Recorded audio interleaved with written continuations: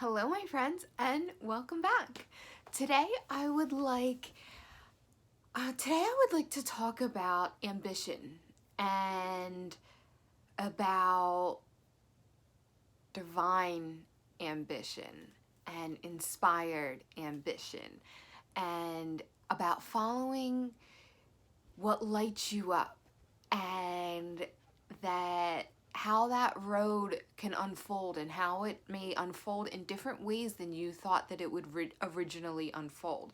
I think that especially now with social media, we can see a lot of career paths and a lot of things unfold that we may not have necessarily saw before. And Lorenzo wants to get out.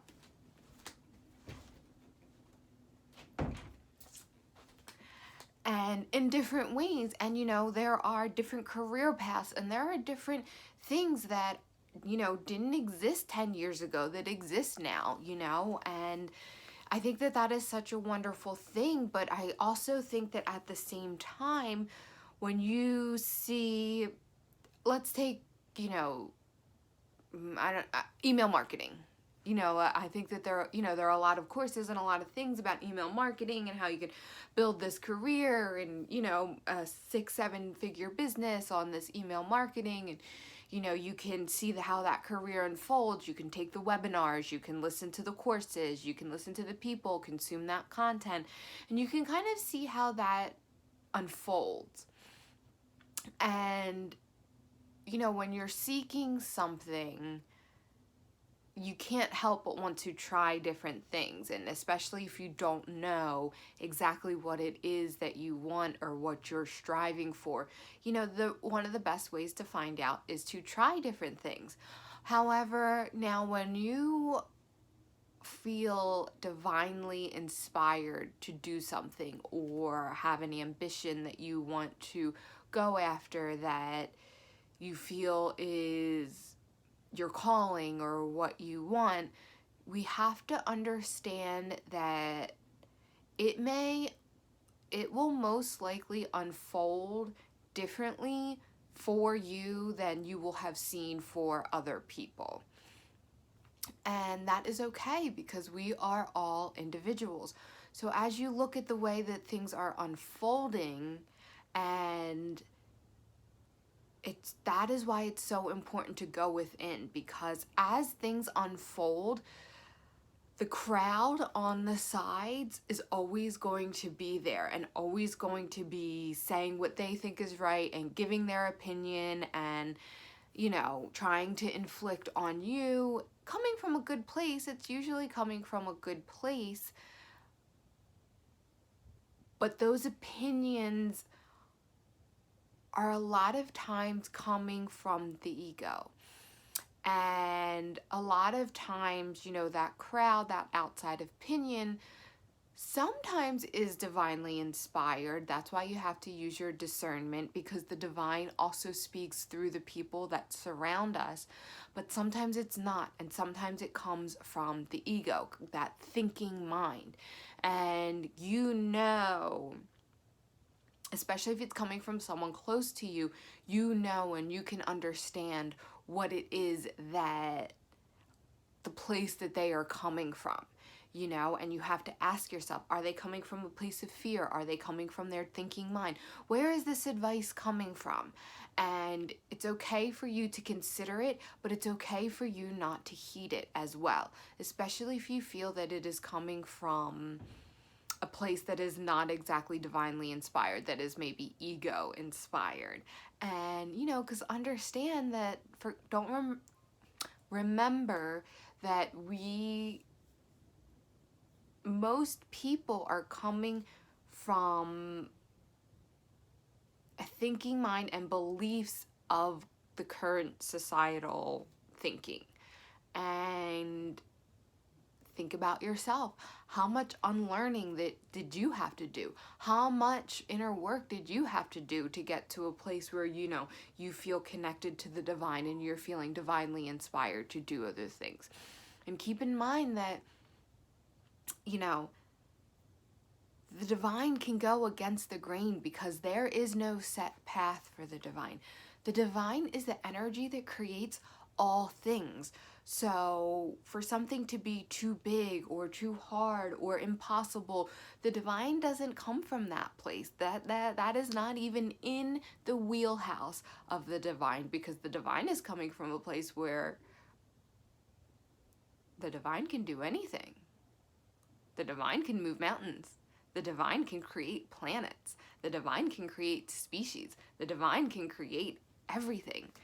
The divine can create a planet that perfectly coheres with each other in a perfectly balance. Like if you think about the ecosystems, and you can zoom down into small ecosystems, you can zoom out into large ecosystems of the planet, and how the way that these things kind of perfectly connect and are in perfect coherence with each other. And then you can say, well, like humans messed all that up.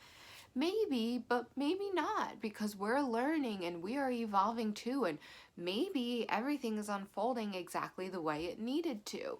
And when you come from that place of realizing how intricate and complicated everything is, but yet it exists perfectly together, and you acknowledge that and you really breathe that in, and you realize that there is nothing out of the wheelhouse of the divine.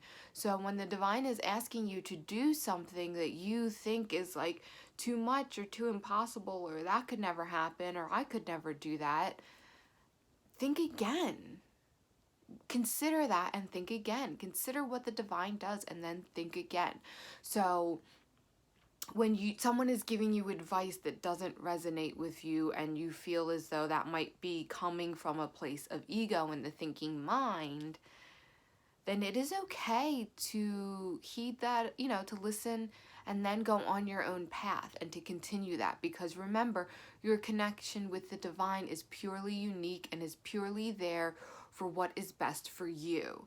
And don't get wrapped up in your own ego with thinking that something that works for you or advice that is for you would also work for someone else. Because maybe it would, but maybe it also wouldn't. And that is the same thing for advice that you are giving, and the chatter that is kind of around you, and what other people think that should be happening in your life and what you're doing.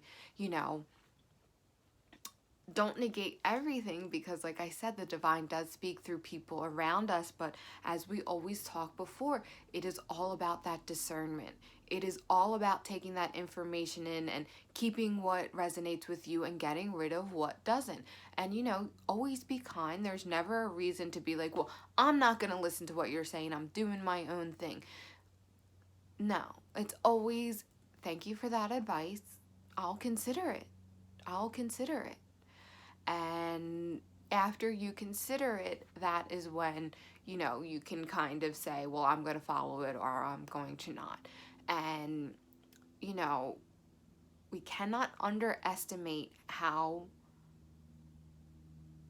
much fear influences us. And fear is there for a reason. Fear is there, can be there for many different reasons, but fear comes from a place in your mind that is there designed solely to keep you safe. But once you start to understand and believe that we are always safe, you are always safe, you can then start to heed the message of that fear and then to put it aside and then to continue on. I'm in the process of looking and buying a house. And, there are lots of human things that are going on. And one day I was just, getting wrapped up in the finances of things and the affording things and what happens if this happens and what happens if that happens. And all of a sudden I heard, why would you think that you would ever not be provided for? And it was just such a beautiful message to me, and came at shocking, the perfect timing. Why would I think that I would ever not be provided for? Why would I ever think that the divine would steer me down a path that wasn't best for me? I may learn along the way. I'm not saying that things aren't going to be happen, but things are going to unfold perfectly because everything unfolds perfectly.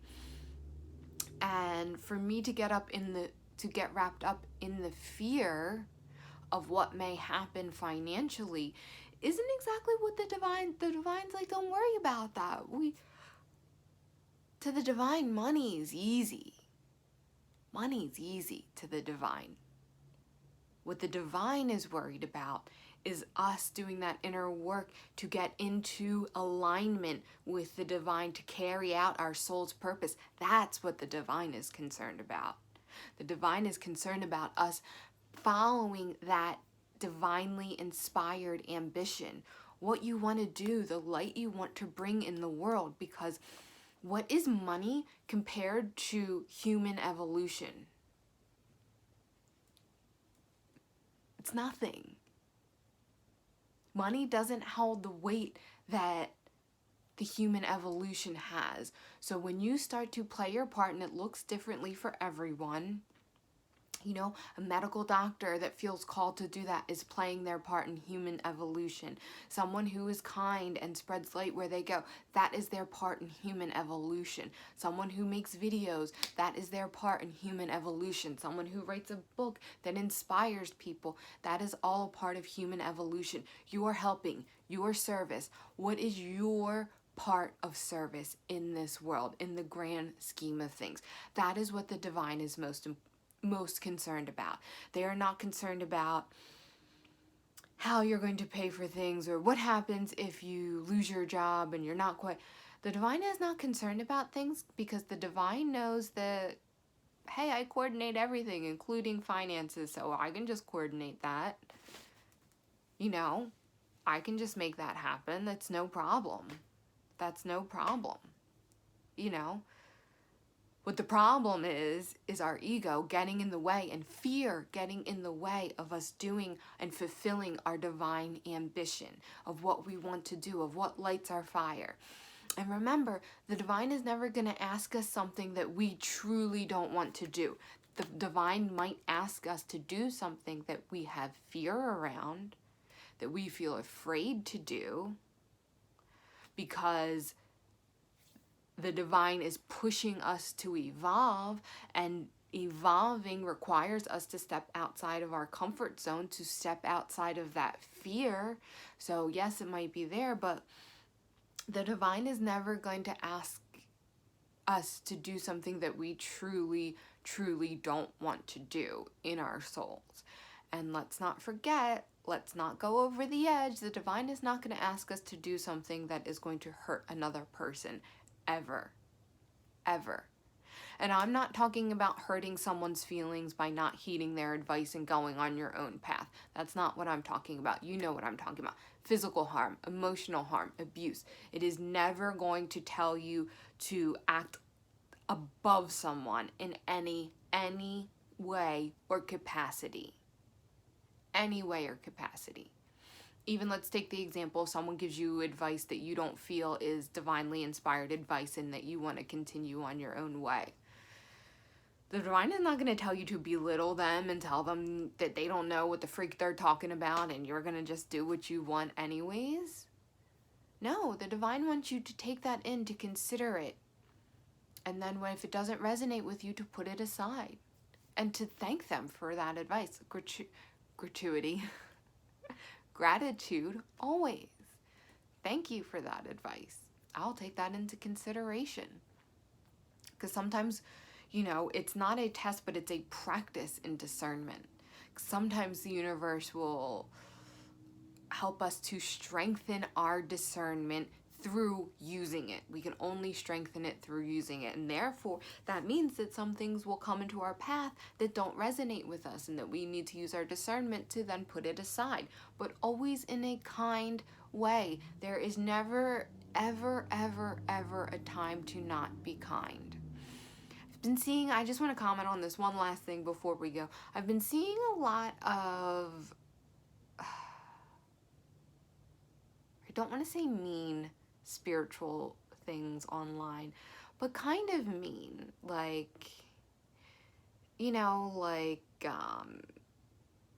along the lines of like, yeah, if you don't resonate with me, then fuck you, like kind of things. And I'm not trying to judge or anything. I'm just saying that I believe that there is never not a time for kindness.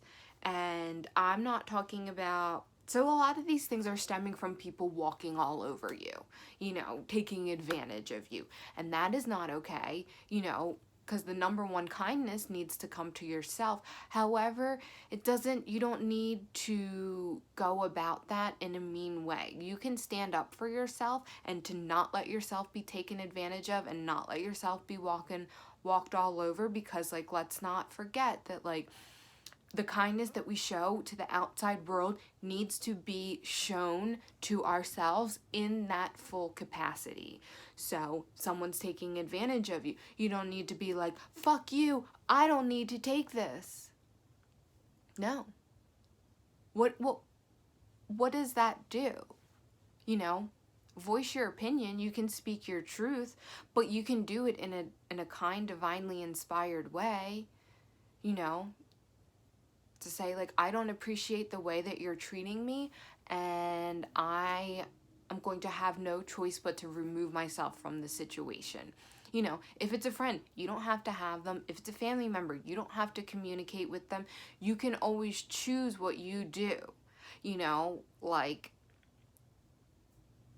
you can choose the people that you surround yourself with. And with the only exception of, like, say it's like a parent and you're under 18. If you're over 18 and you are complaining about, someone that is in your household that is not treating you right, but you have no choice because you live here. Well, you do have a choice because you live there and you can choose where you live. You have to remember and keep in mind that things are always a choice. Say you work at a job and your boss is terrible. But you're like, but this is my job, this is my money, like I have to stay here. No, you don't. You can choose to try and find another job. You can find another job. Remind yourself of those choices and remind yourself that you are a divine being, and that remind yourself that life is a game of boomerangs.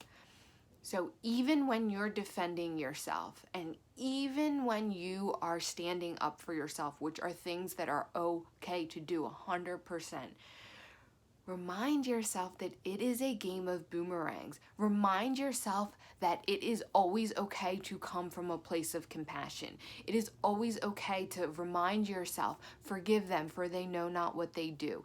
Because someone who is treating you badly is someone who is coming from their thinking mind and not coming from their heart. And remember the example that Jesus sent for us, and that in his darkest hour, he said, forgive them, Father, for they know not what they do. Because he understood that they are coming from a place of their thinking mind, from the ego, and they are not coming from a place of their heart.